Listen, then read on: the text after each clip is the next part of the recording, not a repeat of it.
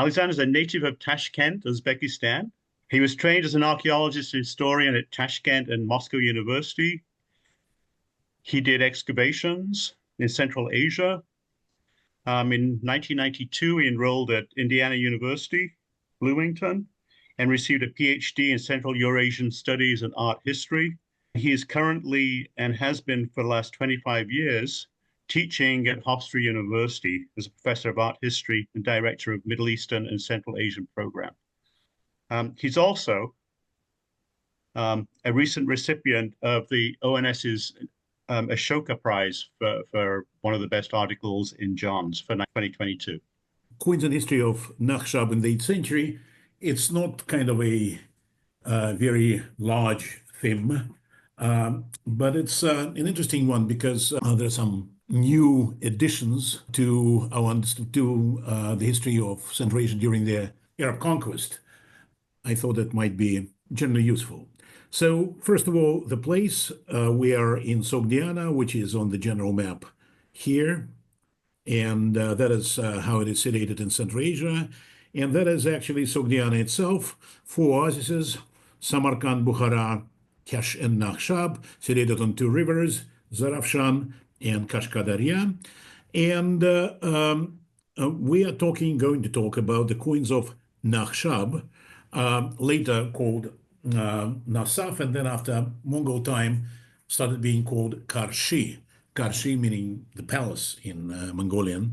And the coins in question were first published by Olga Ivanovna Smirnova, well, kind of the founder of Sogdian numismatics and the standard reference still. She, however, could not place them. Well, majority of the coins she had came from Penjikent, but that says nothing because Penjikent collection, by now over 8,500 coins from one archaeological site, is actually the largest in Central Asia and contains practically everything. Coins were not many there. There were some. So apparently it was not from Penjikent, but the place was not defined. So she had at that moment one coin found in Fergana, so she decided to attribute it to Fergana. Later, Boris Kochnev, who was not only a prominent numismatist, but also an archaeologist, and actually did archaeological survey of southern Sogd, particularly the corpus of all the archaeological monuments in Nakhshab, which hasn't been published, unfortunately.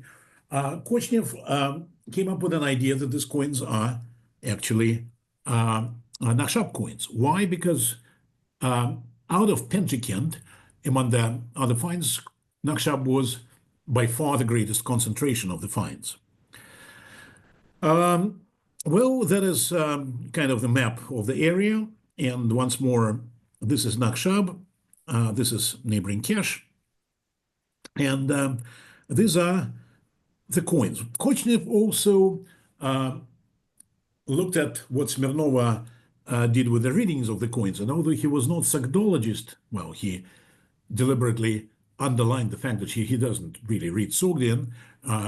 His language of work was mostly Arabic and Persian. Languages of work were mostly Arabic and Persian. He nevertheless tried to, or let's say, came up with a very useful suggestion. Well, the problem that Smirnova tried to read this coins in different ways, in different times. And her last reading didn't make much sense. Well, the question is the legend on what I call the obverse, although here it is the second, shown as the second side, right? And it has the name of the ruler. So she tried to read it as Ashkadak, as at a certain point trying to connect it to Aksikath, the capital of Fergana, and so on. But Kochnev actually noted that one of the unused suggestions of hers, she went through it and then abandoned it and never mentioned it once more, actually is very similar to the name of Ashkand. And Ashkand was well-known personage from the time of Arab conquests. One who was actually the most fierce opponent of Arab troops in late 20s, 30s, and early 40s, and who is mentioned both by Arab sources, well, first of all by Tabari, and also by Chinese sources, as the ruler of Nakhshab. Well, putting together this name, Ashkand, and location, or well, the place of finds, Koshnev came up with the idea that these coins are coins of Ashkand, ruler of Nakhshab. He also suggested the typology of these coins, which I'm kind of using principally, but improving and a little bit changing. And his guess, well, lucky and also educated guess about the name of, Sogdian name of the ruler was confirmed by Pavel Lurie, who actually is the author of Dictionary of Sogdian Names, with the one exception that while Smirnov was reading, included Dadith. Lurie suggested that there is tau at the end, which actually is quite obvious from, if you look at the coins, it's maybe one letter which is easy to read in this inscription. Otherwise, inscription is terrible. The other side of the coins had three words in the inscription. One was very obvious to everybody. It was written in a most standard way, from right to left, and this is Hub. That is a title, the same as Iranian Hujain, it's master, lord. The second word and the third one caused a little bit of a trouble because they are written in the opposite direction. In other words, it's not from right to left as normal Sogdian, but from the left to right, as you can see it here. As a result, Smirnova didn't manage to read them, and it was only by Vladimir Lifshitz, who noted that first word must be Farn. Well, that is the easiest of all Sogdian words, so it was possible to identify it with that much of a trouble, even despite the fact that it was written in the opposite direction.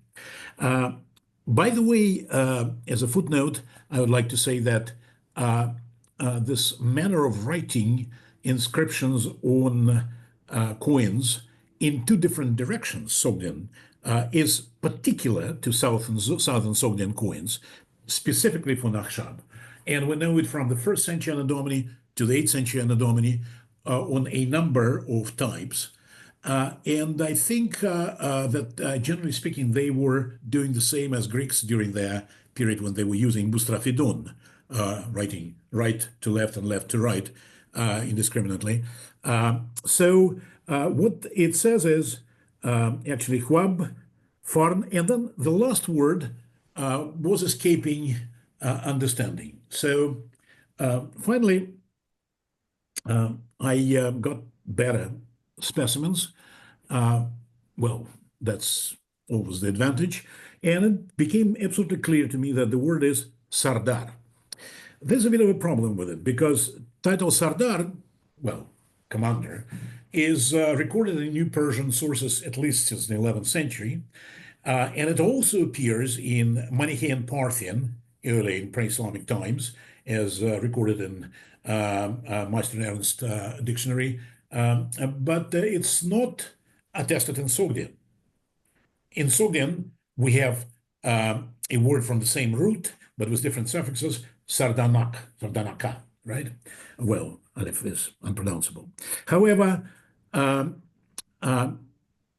sitting on this for a while, and as usually, being very interested in reading Tabari, I actually found out that there's a passage in Tabari which mentions Sardan Huda.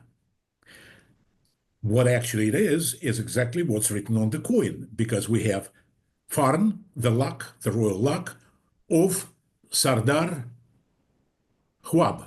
Hub is actually equivalent of Huda. Huda is a New Persian and then Arabic rendition of this word. So actually, there was a title like this, and the title is also of a man who was closely associated with Harith ibn Suraj. Al-Harith ibn Suraj was a rebel, and the passage in Tabari is quite interesting. Well, that is the passage saying that Sardan Huda was imprisoned by Mansur ibn Umar because he killed Baisan. Well, Baisan as a person is not known. I was not able, maybe, of course, I cannot claim that I have full prosopography of Arab conquest in Central Asian Iran that well, but I wasn't able to locate. But it might be a geographic component of the title, because titles sometimes Arab sources refer to a person whose title was, let's say, Bukhar Huda as simply, well, let's say Bukhar, right? That could be the case because the village Baisan is known in the area of Marv. His son, mentioned here, Junda, does not figure in any other texts. But Mansur ibn Umar is well known. He was governor of Samarkand just 1 year, 41-42.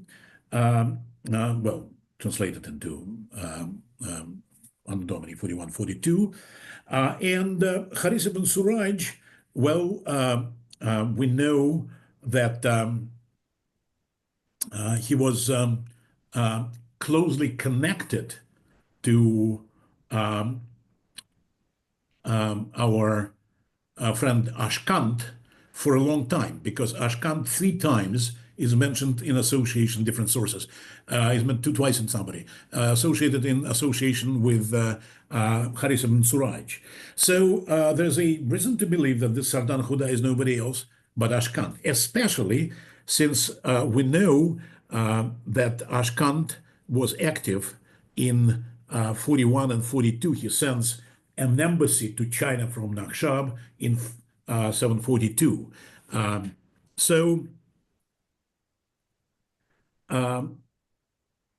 There's a bit of a problem, because if Sardan Huda is a title, that's a bit unusual. We have a lot of titles, Bukhar Huda, Vardan Huda, Chagan Huda, with geographic components. And here, however, we have word which cannot be, well, which obviously is a functional word. It's a title of a army general, and it's also so and there is no such village in principle. However, there are indirect indications that interpretation of Sardar Huda as title is, and well, it is given in Tabari, is actually correct, because Arab sources refer to Ashkant as Ispahbad, which is a general title, Persian, adopted in early Iranian times. And in fact, Ashkant, Al-Ashkant, is the only Sogdian ruler to whom Arab sources assign title Ispahbad. Secondly, once more, in a very strange way, Chinese sources, Xingtangshu, also does the same by saying that Ashkant is bestowed with the title King of Chakirs. Chakirs are elite warriors in Sogdiana. So most likely, we deal here with a dynasty which carried the title of Sardar Huda because, as we'll see in a moment, the coins with this title precede the rule of Ashkand. And that is in itself is a novelty. So it's a new type of title and it's a new, I would say, dynasty. The history of this dynasty cannot be very deep. The problem is that Nakhshab in the middle of the 6th century became the scene of a great fight between Hephthalites and Kokturks. And the capital of Nakhshab at that time, Yerkurgan, was completely destroyed. After that, the city basically was abandoned, and a new city started growing on a site Shurluk Tepa, a few kilometers from the original Yerkurgan, or from the original Nakhshab, because Yerkurgan is a modern name of the site. That might be the time when this dynasty came to power, but we don't know much about them in the 6th and 7th century, end of the 6th and 7th century, because we practically don't have coins. In fact, from the 7th century, or most of the 7th century, we have only this. There are 4 coins, 3 of them accidentally were published by Shinji Hirana, who collects Sogdian coins in Japan. And one, the green one, I found on eBay. That's all we know right now from the 7th century. Inscriptions, by the way, also are interesting because these inscriptions run left to right, like on the against the normal order. And on this one, they run from right to left, although this is the same type, principally. This kind of crazy story. Anyway, that's all we know for a whole century of this coinage. However, it's probably no reason to doubt that it is Nakhshab and that actually it is connected to our coins of Sardar dynasty, because if you look at these portraits, you would see a few very unusual features which are not known otherwise in Sogdiana. Well, for one, this is a very specific form of shape of the face with pointed, very broad face, and on the other side with a very pointed chin. There's also treatment of the eyes is this kind of completely closed and almond shape. And the way how the hairstyle was developing from this to this and to this is actually suggesting that we have pretty much the same story. Well, the actual coins of Sardar Hudas first had the image of a ruler on the obverse, and then the horse and the inscription Farn Sardar Huda, Sardar Hub. And the interesting process here is that the portrait eventually disappears. These coins are cast. And the reverse was maintained during the reproduction of matrices. Obverse was not. And it slowly vanishes. So that eventually it actually practically completely disappears. Moreover, on the next stage, local money masters, if you can call them this way, actually tried to clear up, to reproduce the face, and did it in a very poor way. There are only 2 coins like this, and they obviously did not satisfy the demand. And the next stage is a stage when we don't have anything on the obverse. These coins are the most numerous. We have about 30 coins I have in my files, about 30 coins like this. Of previous type, I have only 17, I think, coins. And we can date this stage more or less securely because we have a coin with countermark Jais. Countermark Jais is being used in Sogdian coins, as much as I know, only during the two periods. One, it's during the initial Arab conquests, during the Qutayba ibn Muslim period, and we have coins of Tarhun with Jais countermark in Samarkand. And we know that Nakhshab was actually seized by Qutayba ibn Muslim in 708.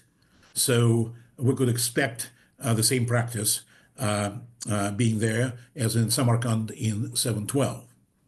Moreover, this particular countermark has this crazy angularity. It's almost geometrically perfect. And then later we have Jai's countermarks on silver coins, on silver drachms. These are latest pre-Islamic Bukhar Huda drachms, and their paleography of countermarks there is very different. It's kind of very roundish and very cursive. So I'm assuming that this is from the time of Qutayba's conquest. That makes sense because these coins obviously precede the type of Ashkand, and we know Ashkand from the year 728 to the year 743. Then we have type with the name of Ashkand. These coins are not as numerous as previous ones, so I can assume that it may have been a shorter coinage of shorter duration. Previous could be 20, 25 years, I don't know. And this, it was obviously something about 15 or so. And then this series terminates. That makes sense also because in the same Xintan Shu, it is mentioned that in the year 745, 46, 745 or 46, a new delimited new borders were assigned to principalities in South Sogd, and Nakhshab, that is the realm of Ishkand, was actually titled Little She, in other words, Little Kesh, and was subordinate to Kesh, to another principality in southern Sogd. Well, if we accept that Ashkand, as Tabari says, was with Haris ibn Suraj to the very end, that would mean that they both perished in 743. So in 745, Chinese simply record the fact that this principality was simply given to the rulers of Kesh, who actually, we know it perfectly from Tabari, were at that time allying themselves with Arab governor of Khurasan, Nasr ibn Siyar. Then the final story, we have the type with Arabic inscription, and on this type we see inscription Nasaf, and that is the Arab name for Nakhshab. Well, the story is very simple. Obviously, these coins are already minted by our Arab governor, and we can assume that it happened somewhere in 750s because in 753, Ihrid, 52, Ihrid the king of Kesh, to whom Arabs gave the Principality of Nakhshab after the death of Ishkand, was killed by Arabs. And Principality of Kesh was annexed. And then finally, we have already more, I would say, traditional Arab type. Well, this is still this one with Shahadon Dodvers and Nasaf. But we have this type. It's very rare, and it does have Muhammad Rasulullah in the field on one side, and then, to me, rather illegible, circular marginal legend with an issue data dating it to 670 Anno Domini. Well, that is what could be discerned from coins and sources, cross-examination of coins and sources on the Principality of Nakhshab during the Arab conquest.